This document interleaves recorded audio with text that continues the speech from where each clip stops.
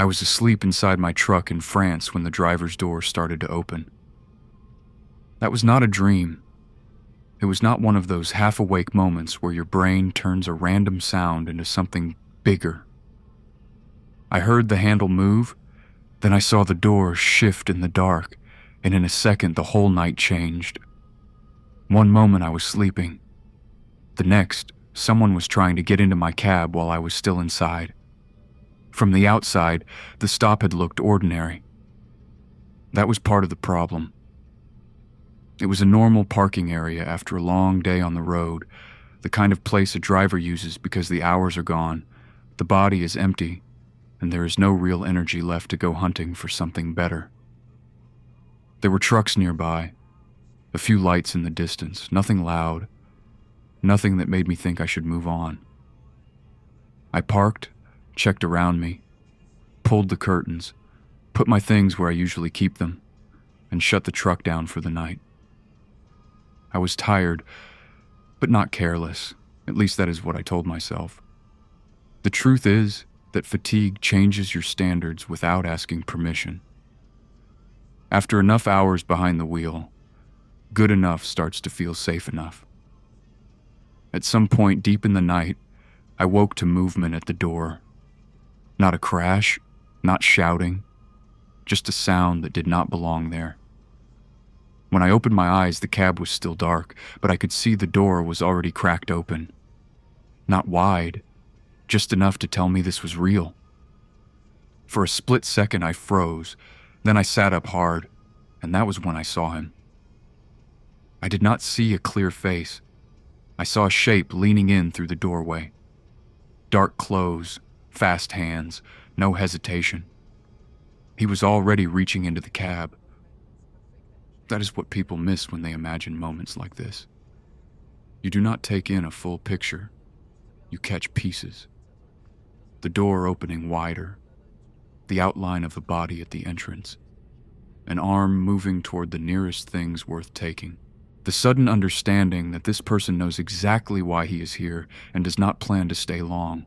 I shouted immediately. Not words I remember. Just a loud, raw shout from somewhere between fear and anger. It came out before I had time to think. The man reacted at once. He grabbed what he had reached first, jumped back off the step, and ran. It happened in seconds. By the time I lunged toward the door, he was already outside and moving between the parked trucks. I leaned out, trying to follow him with my eyes, but the darkness broke everything apart. I could tell where he had gone for one moment. Then he was gone. I did not chase him.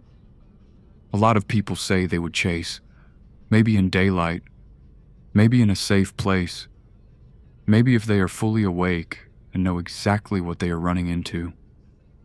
But this was the middle of the night in a parking lot I did not know well. I had no idea if he was alone. I had no idea if someone else was waiting outside. Going after him half asleep in the dark, between trucks, would have been a fast way to turn theft into something worse. So I stayed where I still had some control. Inside the cab, awake, watching, listening, trying to understand what had just happened. My heart was pounding so hard it felt violent. The whole cab felt different now. A minute earlier it had been quiet, closed, familiar. After that door opened, none of it felt private anymore. Then I checked what was gone.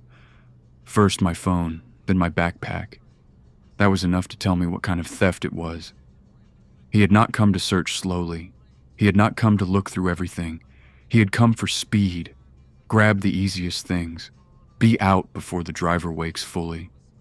It was efficient in the ugliest possible way. I sat there for a few seconds staring at the empty space where those things had been. Of course the loss mattered.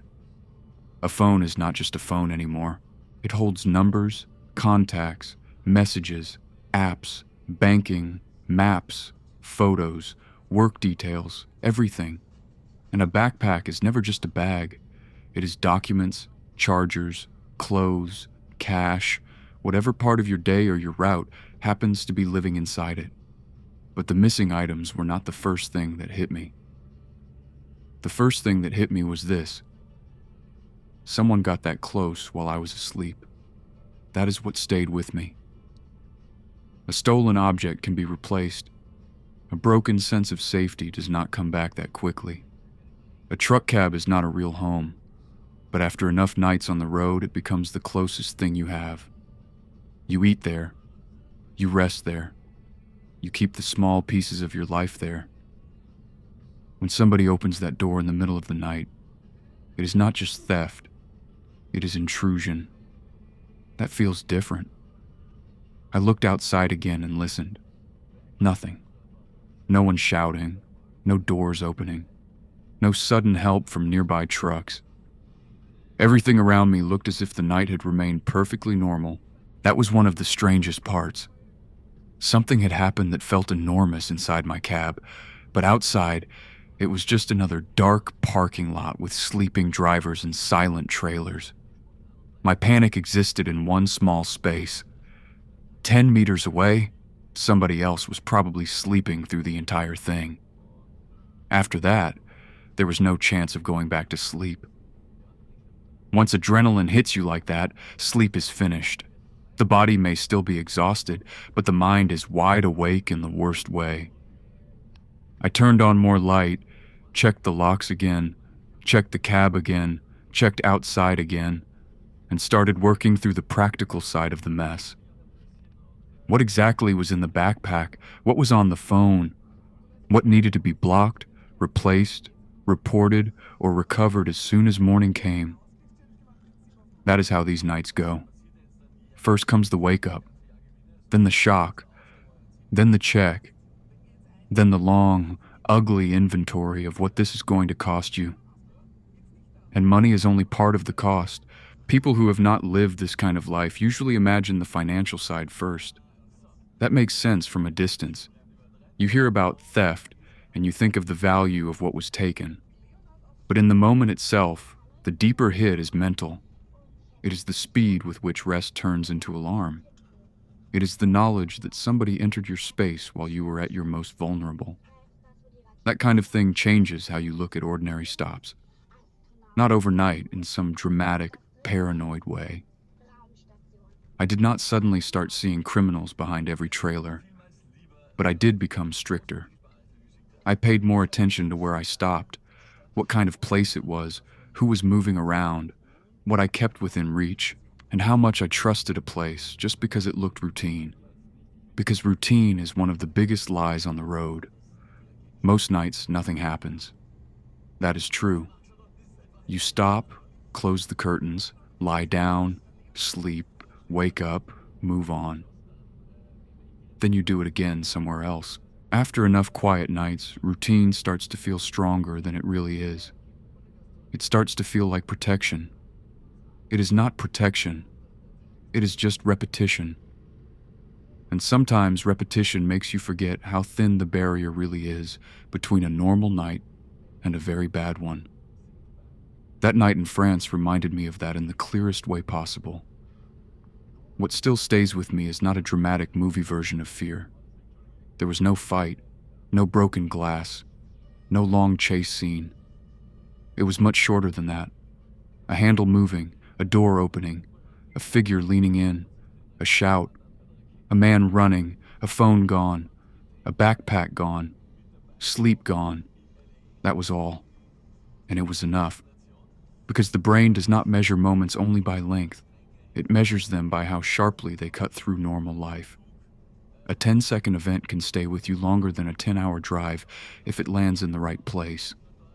That is why I still remember details from that night with unusual clarity. The sound of the handle, the exact way the door looked in the dark when it was partly open. The shape of the figure more than the face.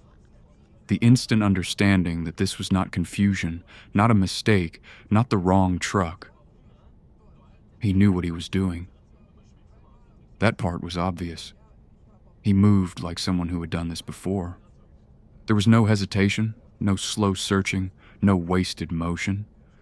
He came for the easiest target, the fastest grab, the shortest time inside the cab. The second he met resistance, he was gone. That tells you a lot. To a driver, a parking lot is a forced break. To the wrong person, it can be a hunting ground. He looks at the same place and sees different things. He sees tired drivers, dark gaps between vehicles, predictable routines, limited visibility, sleeping people who need several seconds to understand what is happening. That is all opportunity to him.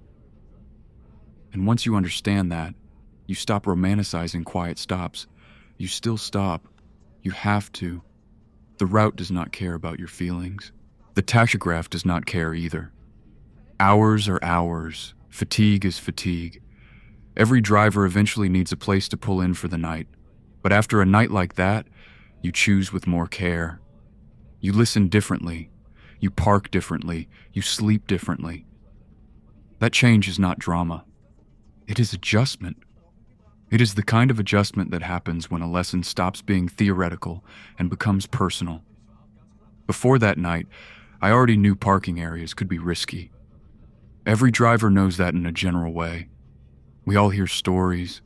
We all know cargo gets stolen, trailers get cut, doors get tried, and some places are worse than others. But knowledge at a distance is not the same thing as waking up to your own door opening in the dark. Distance keeps information clean. Experience does not. Experience puts a sound to it. Experience puts your pulse inside it. Experience leaves you sitting upright in a cab at 3 a.m. with the light on, checking what is gone and knowing there is no chance you are sleeping again. That is the difference. What frustrated me most later was how quickly the practical consequences started stacking up. A stolen phone is a problem that multiplies. Accounts, access, numbers, messages, work contacts, maps, personal data. A stolen backpack can mean documents, cards, cash, clothes, equipment, anything you happen to need the next day. One fast theft can create 10 separate problems before sunrise, and sunrise still comes. That may be one of the ugliest parts of work like this. The road does not pause to respect your bad night. Morning arrives whether you slept or not. The route still exists. Calls still have to be made. Reports still have to be filed. Things still have to be blocked, replaced, explained, and carried forward. So after the shock wore down a little, that is where my mind went. Not into hero fantasies, not into replaying what I should have shouted, into the boring, heavy list of consequences. What is missing? What must I do first? How much harder did one stranger make tomorrow for me? That kind of anger is different from fear. Fear is instant. Anger settles in when the event is over and the work begins. I do not tell this story to pretend every parking lot in France is dangerous, or to turn one bad night into some exaggerated myth. That would be lazy and dishonest. The point is simpler than that. I stopped in a place that looked normal. I fell asleep in the cab. During the night, someone opened the door and reached in before I woke fully. I shouted. He ran. My phone and backpack were gone. After that, the night was finished. That is the clean version. The longer version is what it teaches you. It teaches you that fatigue can make average choices feel acceptable. It teaches you that a quiet place is not the same thing as a safe place. It teaches you that criminals do not need much time when they know exactly what they are doing. And it teaches you that once something like this happens, your routine never feels completely innocent again. That does not mean you become broken. It means you become sharper. You trust less. You notice more. You stop treating rest as automatic just because the engine is off and the curtains are closed. For people outside the job, trucking often looks simple in pictures. Distance, headlights, service areas, coffee, sleep, then back on the road. Sometimes it is that simple. But there is another side to it, and it lives mostly at night. It lives in unknown parking areas, in tired decisions, in places that seem calm until they are not. That is where this story belongs. Not in drama, in reality, Because the reality is that some of the worst moments on the road are not loud at all. They begin with a small sound, a handle moving, a door giving way, a half-awake second where your mind is still catching up while someone else is already acting. That is how my night in France changed. And that is why, out of everything I lost, the thing I still remember most clearly is not the phone or the backpack. It is the sound of that door opening while I was still asleep inside.